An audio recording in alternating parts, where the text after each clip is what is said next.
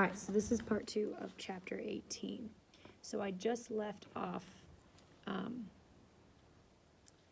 basically where Blanche Ingram is not able to charm Mr. Rochester. So if you are in this book, it's on page 187. If you are in the other book, this one, it is on page, let's see.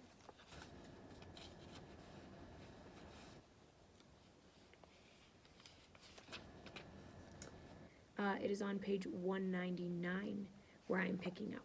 Okay, so 199 in this book and 187 in the black and white book. Okay.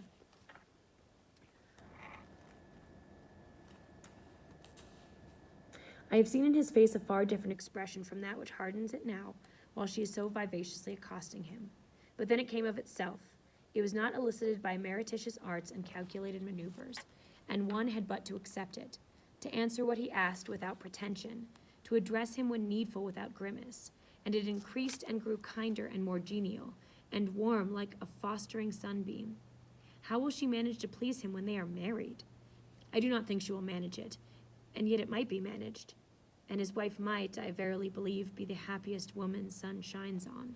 So she's saying maybe she can make him happy, because to be his wife is to be the happiest person, because Jane wants to be his wife because she loves him. I have not yet said anything condemnatory of Mr. Rochester's project of marrying for interests and connections. It surprised me when I first discovered that such was his intention. I had thought him a man unlikely to be influenced by motives so commonplace in his choice of a wife. But the longer I considered the position, education, etc. of the parties, the less I felt justified in judging and blaming either him or Miss Ingram for acting in conformity to ideas and principles instilled in them, doubtless from their childhood. So she's saying she can't blame Mr. Rochester for going along with what society expects of them, because that's all they've ever been taught. They've only been taught the expectations of society. So she could hate Mr. Rochester for choosing to marry somebody he doesn't love, but it's what was done at the time. So she's saying she can't really blame either of them for entering into a loveless marriage. All their class held these principles, I suppose. Then they had reasons for holding them, such as I could not fathom. It seemed to me that were I a gentleman like him, I would take to my bosom only such a wife as I could love. But the very obviousness of the advantages to the husband's own happiness offered by this plan convinced me that there must be arguments against its general adoption, of which I was quite ignorant. Otherwise, I felt sure all the world would act as I wished to act. So she's saying if she had the choice, she would just marry someone she loved. But she says there must be something I'm missing, because I believe everybody should marry for love, as I would marry for love. But in other points as well as this, I was growing very lenient to my master. I was forgetting all his faults for which I had once kept a sharp lookout. I had formerly been my endeavor to study all sides of his character, to take the bad with the good, and from the just weighing of both to form an equitable judgment. Now I saw no bad. The sarcasm that had repelled, the harshness that had startled me once, were only like keen condiments in a choice dish. Their presence was pungent, but their absence would be felt as comparatively insipid. Because again, she loves him now. So she loves him not in spite of his faults, but even for his faults. They give him character. And for the vague something, was it a sinister or sorrowful, a designing or desponding expression that opened upon a careful observer now and then? In his eye, and closed again before one could fathom the strange depth partially disclosed, that something which used to make me fear and shrink as if I had been wandering amongst volcanic-looking hills, and had suddenly felt the ground quiver and seen it agape. That something I at intervals beheld still, and with throbbing heart, but not with palsied nerves. So she's saying that she even doesn't fear him anymore. She used to fear him the way he looked at her and his voice, and he was very off-putting, and now she just finds it charming because she loves him. Instead of wishing to shun, I longed only to dare, to divine it, and I thought Miss Ingram happy because one day she might look into the abyss at her leisure, explore its secrets, and analyze their nature, because Blanche Ingram will have the opportunity to fall in love with Mr. Rochester eventually, and even though Jane can't have Mr. Rochester and she kind of hates Blanche Ingram, that's what she hopes for. She hopes that Mr. Rochester and Blanche are happy, which shows that Jane really does love Mr. Rochester, because she wants him to have all of those things that she wishes to give him. Meantime, while I thought only of my master and his future bride, saw only them, heard only their discourse, and considered only their movements of importance, the rest of the party were occupied with their own separate interests and pleasures. The ladies, Lynn and Ingram, continued to consort in solemn conferences, where they nodded their two turbans at each other and held up their four hands in confronting gestures of surprise or mystery or horror, according to the theme on which their gossip ran, like a pair of magnified puppets. Mild Mrs. Dent talked with good-natured Mrs. Eshton, and the two sometimes bestowed a courteous word on or smile on me. Sir George Lynn, Colonel Dent, and Mr. Eshton discussed politics or county affairs or justice business. Lord Ingram flirted with Amy Eshton. Louisa played and sang to and with one of the Messers. Lynn and Mary Ingram listened languidly to the gallant speeches of the other.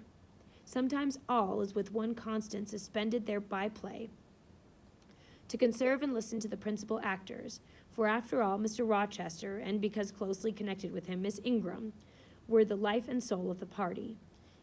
If he were absent from the room an hour, a perceptible dullness seemed to steal over the spirits of his guests, and his re-entrance was sure to give a fresh impulse and vivacity of conversation. The want of his animating influence appeared to be peculiarly felt one day when he had been summoned to Millcote in business, and was not likely to return till late. The afternoon was wet. A walk the party had proposed to take to see a gypsy camp, lately pitched on the common beyond Hay, was consequently deferred.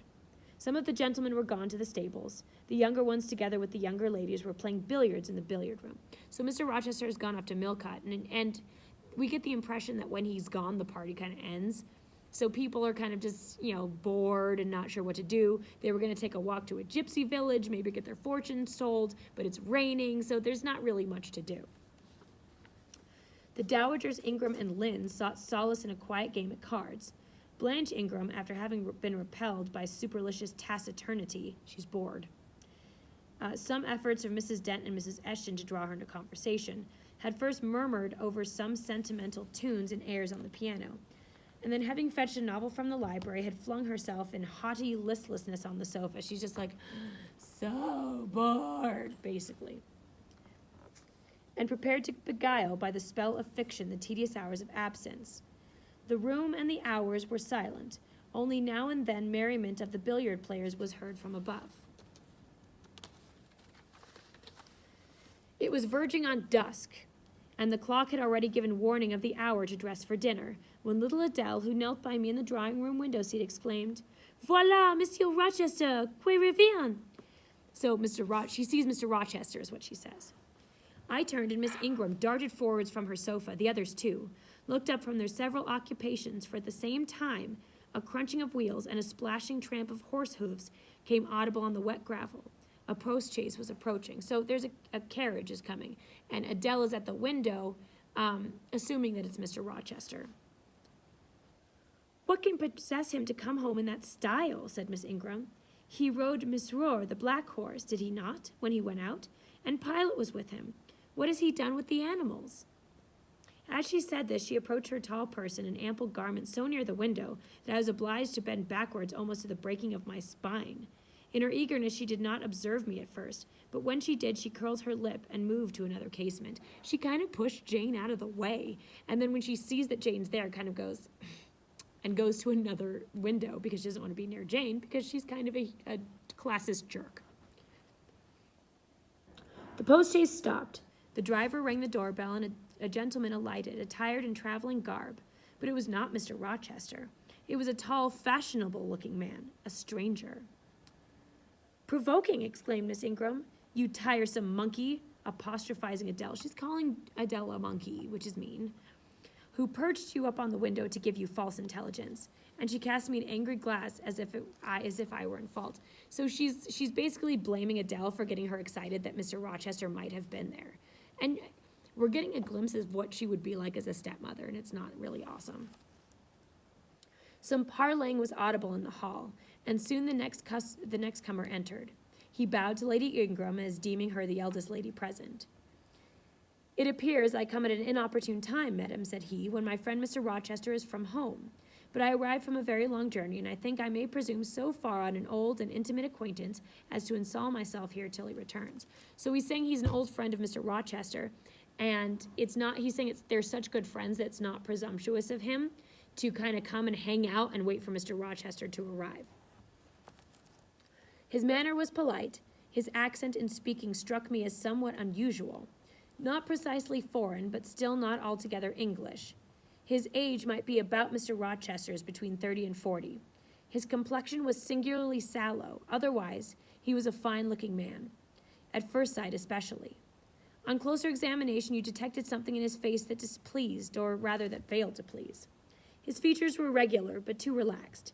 His eye was large and well cut, but the life looking out of it was a tame, vacant life. At least so I thought. So Jane is looking at this guy, and he doesn't seem to be somebody of passion, someone of character like Mr. Rochester. So even though Mr. Rochester's ugly, he's somebody who just exudes passion. And when you look at him, you can see he has life in him. When you look at this guy, this guest, you don't see that from him. He seems very just blasé and vacant. The sound of the dressing bell dispersed the party. It was not till after dinner that I saw him again. He then seemed quite at his ease, but I liked his physiognomy, his face, even less than before. It struck me as being at the same time unsettled and inanimate. He's just kind of like he has no expressions. His eye wandered and had no meaning in its wandering. This gave him an odd look, such as I never remember to have seen. For a handsome and not unamiable-looking man, he repelled me exceedingly. There was no power in that smooth-skinned face of a full oval shape, no firmness in that aquiline nose, a small cherry mouth. There was no thought on the low, even forehead, no command in that blank brown eye. As I sat in my usual nook and looked at him with the light of the girandoles in the mantelpiece beaming full over him, for he occupied an armchair drawn close to the fire and kept shrinking still nearer as if he were cold, I compared him with Mr. Rochester. I think with deference be it spoken, the contrast could not be much greater between a sleek gander and a fierce falcon, between a meek sheep and a rough-coated, keen-eyed dog, its guardian. So, again, she's comparing, and this is a very romantic comparison. She's basically saying, yes, he's beautiful like a swan, but Mr. Rochester is fierce like a hawk, more interesting, more dynamic, more passionate. So one is pretty good looking, but the other one actually has spirit of life. He had spoken of Mr. Rochester as an old friend. A curious friendship theirs must have been. A pointed illustration indeed of the old age that extremes meet, because again, he has no life in him. 2 or 3 of the gentlemen sat near him, and I caught at times scraps of their conversation across the room. At first I could not make much sense of what I heard, for the discourse of Louisa Eshton and Mary Ingram, who sat nearer to me, confused the fragmentary sentences that reached me at intervals. These last were discussing the stranger. They called him a beautiful man. Louisa said he was a love of a creature, and she adored him. And Mary instanced his pretty little mouth and nice nose as her ideal of the charming, because again, they only care about what's on the surface. And what a sweet-tempered forehead he has, cried Louisa. So smooth, none of those frowning irregularities I dislike so much, and such a placid eye and smile. And then, to my great relief, Mr. Henry Lynn summoned them to the other side of the room to settle some point about the deferred excursion to Hay Common. I was now able to concentrate my attention on the group by the fire, and I presently gathered that the newcomer was called Mr. Mason. That's the guest. Then I learned that he was but just arrived in England, and he came from some hot country, which was the reason, doubtless, his face was so sallow, and that he was so near the hearth, and wore a surtout in the house. Presently, the words Jamaica, Kingston, Spanish Town indicated the West Indies as his residence, and it was with no little surprise I gathered ere long that he had there first seen and become acquainted with Mr. Rochester. He spoke of his friend's dislike of the burning heats, the hurricanes, the rainy seasons of that region. I knew Mr. Rochester had been a traveler.